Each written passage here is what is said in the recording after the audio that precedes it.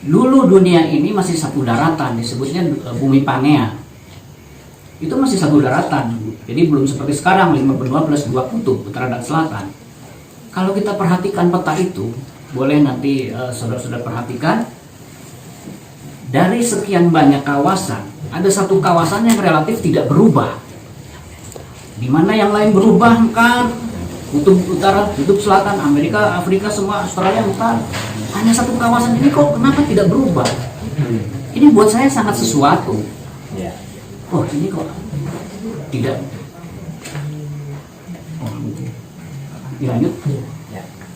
Satu kawasan yang tidak berubah ini tidak lain adalah Nusantara. Itu dari awal bumi diciptakan. Itu berarti mengikuti hukum.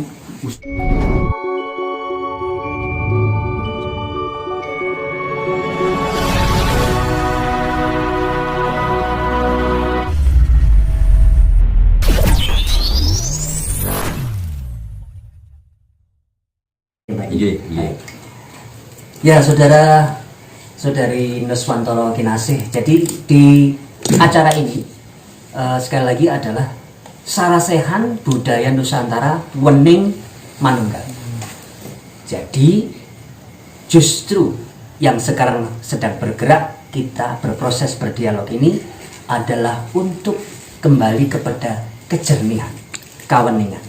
Sehingga dengan wening itu kita bisa menangkap secara jelas benang merah, dan kemudian juga dengan jiwa yang jernih kita bisa saling konstruktif untuk mengangkat kembali jati diri kita.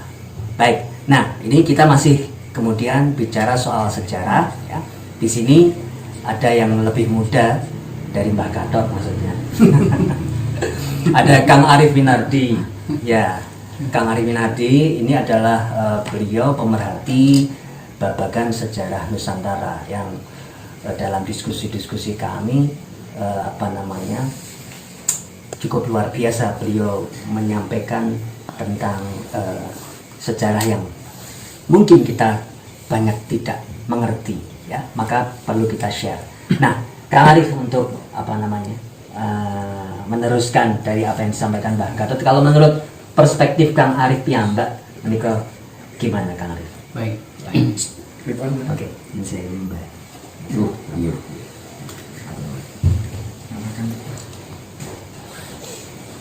Tahan. Mati ya? Tahan. Oh iya. Oke.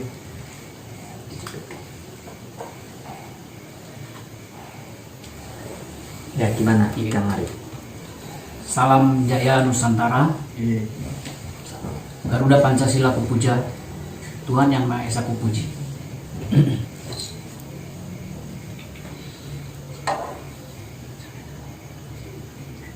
Dirgahayu Indonesiaku, rahayu bangsaku. Rahayu. Melanjutkan penjelasan dari Mbak Gatot bahwa asal kegelapan kita mulai dari abad Renaissance, abad pencerahan di Barat, karena mereka sadar bahwa di timur ini ada sesuatu yang sangat betul-betul diperlukan oleh seluruh umat manusia. Sebelum saya berbicara ke sana, tadi saya menyampaikan tentang salam Pancasila, salam Bhinneka Tunggal Ika, Tanhana Dharma Mangroa. Bhinneka Tunggal Ika, Tanhana Dharma Mangroa adalah konsep dasar spiritual bangsa Nusantara sejak dulu tentang ketuhanan. Di sana disebutkan Bhinneka Tunggal Ika. Leluhur sudah paham bahwa yang disebut Tuhan itu pasti akan banyak namanya, istilahnya.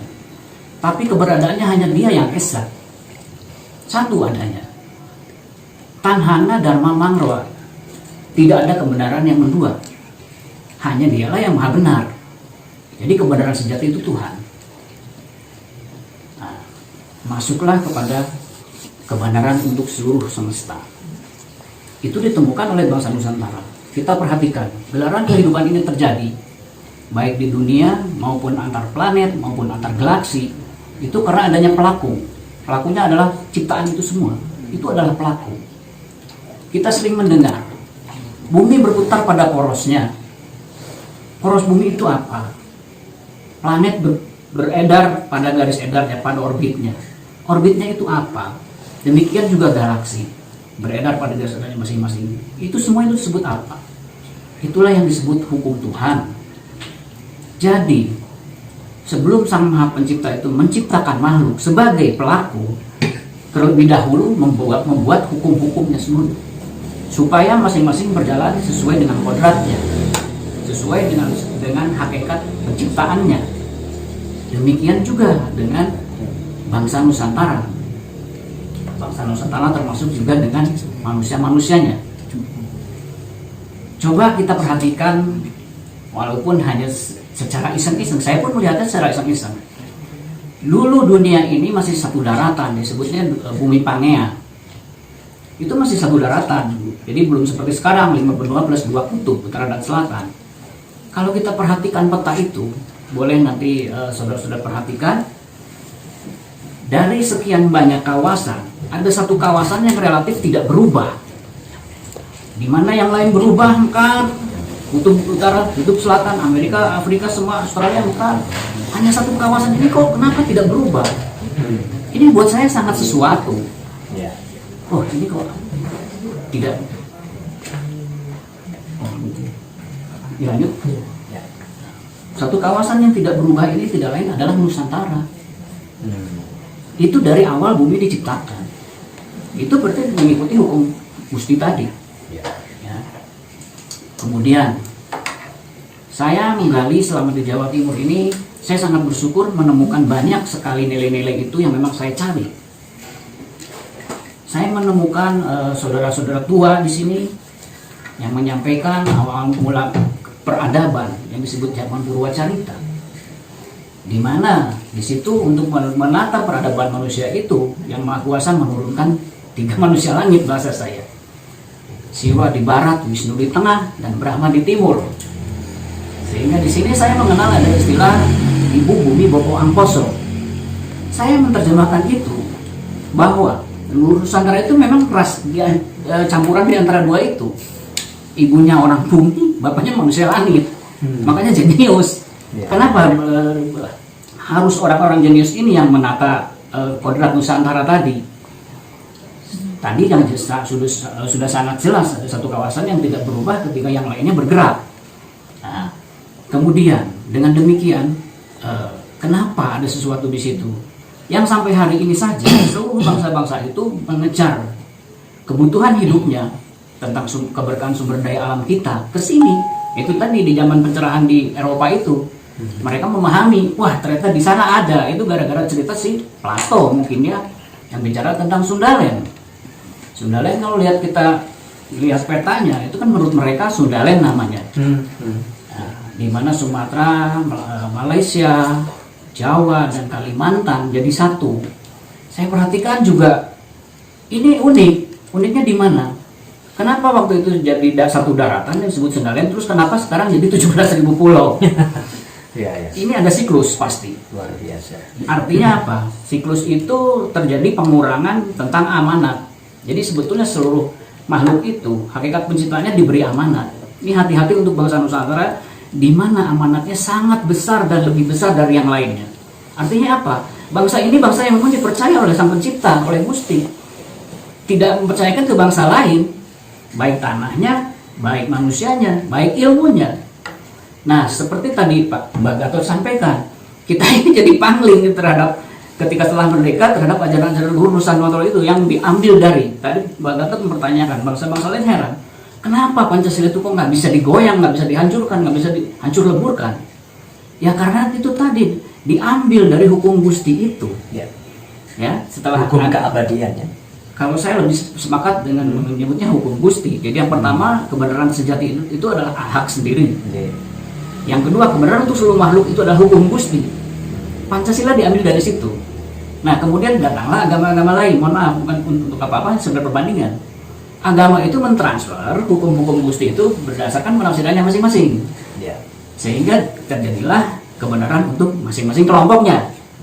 Jadi di sini ada 3 kebenaran: kebenaran hakiki, kebenaran sejati, kebenaran untuk seluruh makhluk, dan kebenaran untuk masing-masing kelompok. Nah, dari situ kita bisa melihat betapa amanat bangsa ini sangat besar. sangat-sangat besar. Artinya kita harus bertanggung jawab. Adapun kejadian tadi antara yang Sabdo Palon dengan saya sebut saja Raja Majapahit terakhir, itu ada suatu terjadi, mulailah di situ memang dalam babakan perjalanan bangsa dimulai memang yang saya baca dari Suta Somaya Empu Prapanca memang dimulai dari sana. Jadi ketika ada pergeseran nilai, nah disinilah pergeseran nilai ini memutar siklus kehidupan. Disinilah mulai kita turun. Jadi siklus kehidupan itu suatu bangsa itu mulai lahir, tumbuh, jaya, jatuh, bangkit. Sadar itu siklus pasti berputar. Tapi yang memutarkan itu adalah manusianya yang punya pemikiran atau yang punya visi dan misi, yang punya ilmu sesuai dari yang memberinya. Pada saat kejatuhan itu saya nggak tahu siapa yang memberi ilmu sehingga kita jatuh.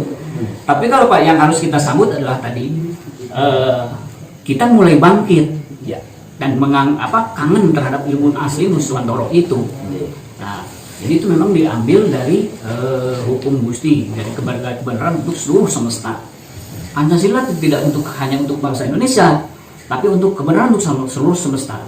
Di situ intisarinya apa? Tatanan awal Nusantara itu menghendaki atau menginginkan bahwa semua itu proporsional pada tempatnya, jangan bergeser atau tidak pada tempatnya. Nah, hari ini kita yang sedang kita bahas kan yang ironisnya yang seharusnya kita yang jadi tuan rumah, yang memang kita mengendalikan, justru kita yang tergeser kan. Nah, itulah tantangan kita, tapi ada semangat di mana dengan adanya semangat kebangkitan Nusantara dari seluruh masyarakat, terutama anak-anak muda juga sekarang sudah gandrung tentang keingintahuannya apa itu yang disebut ilmu Nusantara. Sudah mulai kelihatan, termasuk kejadian-kejadian di depan kita. Itu sebetulnya menunjukkan bahwa tuh loh, kalau tidak memperhatikan hukum semesta secara keseluruhan, maka akan terjadi ketimpangan, akan terjadi ketidakseimbangan. Nah, ketika ketidakseimbangan itu terjadi, apa yang dilakukan lebih dahulu oleh ciptaan? Alam lebih dahulu bergerak. Gunung itu fungsinya untuk menyeimbangkan perputaran bumi. Kembali kepada sejarah, balik kepada sejarah bumi ini. Gunung di Indonesia itu mempengaruhi betul kondisi di dunia. Mulai zaman Toba, zaman Gunung Sunda Purba, zaman Krakatau, zaman Tambora, itu dunia berubah semuanya. Satu lagi berarti apa? Kita lagi nih dari alam, dari sisi alam Indonesia lagi yang mengendalikan. Dan memang jumlah gunung berapi terbanyak kan kita. Nah, itu semua adalah kunci-kunci sebetulnya harus disadari. Nah, kunci itu sebetulnya diringkas oleh leluhur kita itu di dalam kata negoro. Nah, negaring suwantoro, artinya negaring itu senjata, suwantoro dan kekuatan. Senjata dan kekuatan untuk apa? Untuk membangun peradaban. Yang pertama adalah alam. Baik alam, yang pertama alam fisiknya. Nah, yang kedua adalah alam metafisiknya. Ini yang beda dengan yang lain. Orang di seluruh dunia nggak ada yang bisa tembus dengan leluhurnya dengan komunikasi seperti apa, kemudian mendapatkan informasi, mencari informasi dari semesta. Kita bisa dituntun bagi yang mau membuka hatinya, bagi yang ingin mengetahui tentang ilmu-ilmu Nusantara, pasti akan dituntun ke arah sana. Alamnya, terus kedua manusianya. Yang manusia itu tadi manusia itu sebenarnya manusia super. Yang dalam kurun waktu sekian ketika siklus menuju ke bawah dibodohkan, ditidurkan, dibodohkan atau apa istilahnya, sehingga dia lupa akan kodrat dirinya yang sebenarnya sebetulnya tidak untuk itu. Nah, alam manusia yang ketiga adalah tentang budayanya. Bagaimana kita berkehidupan di alam dunia ini selalu mengikuti kehendak Gusti, tidak pernah mengedepankan keinginan diri. Nah, itulah yang selalu kita membuat selaras dengan alam. Pelajaran-pelajaran itu yang harus sampai hari ini akhirnya hilang, terkikis oleh waktu kan, termasuk ismu-ismu dari luar. Nah, yang keempat otomatis adalah tentang sejarah. Jadi hari ini kita kehilangan sejarah yang sebenarnya tentang leluhur Nusantara itu. Kita betul-betul kehilangan, tidak mengerti, jati diri kita hampir-hampir tertutup. Tapi di awal pembukaan tadi kami sudah diskusi juga dengan Mbah Harjo, Dusnu, dan diawali dengan sedikit orang itu saya malah semakin yakin. sedikit orang tapi diberi tuntunan, diberi kesadaran untuk kembali menggerakkan siklus waktu itu. Karena yang namanya menjemput zaman, kita tidak bisa diam. Kemudian tiba-tiba zaman kejayaan itu runtuh dari langit, terjun jatuh ke kita. Tidak bisa seperti itu. Kita harus melakukan sesuatu melalui kesadaran-kesadaran itu yang otomatis terprogram. Bagaimana nanti memprogramnya, kita lihat ke depan saja, dan apa saja yang harus diprogramnya kita lihat ke depannya saja. Jadi pesannya yang terutama ingin saya sampaikan di malam yang berbahagia ini adalah jangan lupa kita ini bangsa pilihan yang memang betul-betul diberi amanat besar oleh Gusti. Hati-hati kalau amanat itu tidak bisa dilakukan, ini bukan berarti tidak ada sanksinya. Seperti tadi saya ceritakan di awal, Sundalen itu satu daratan besar, kenapa jadi 17.000 pulau? Kita harus mengkaji itu.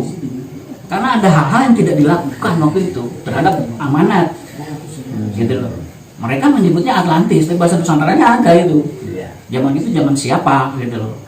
Nah itu jadi kegandrungan masyarakat sekarang untuk menuju kepada kebangkitan kita apresiasi dengan baik, kita arahkan dengan baik, tapi hati-hati jangan sampai berlawanan dengan nilai-nilai yang terkandung di dalamnya. Berlawanan itu bagaimana? Betul tadi Bang Gatot menyampaikan kita tidak pernah keras melawan semuanya itu dengan tenang saja, tapi juga bisa melawan gitu loh.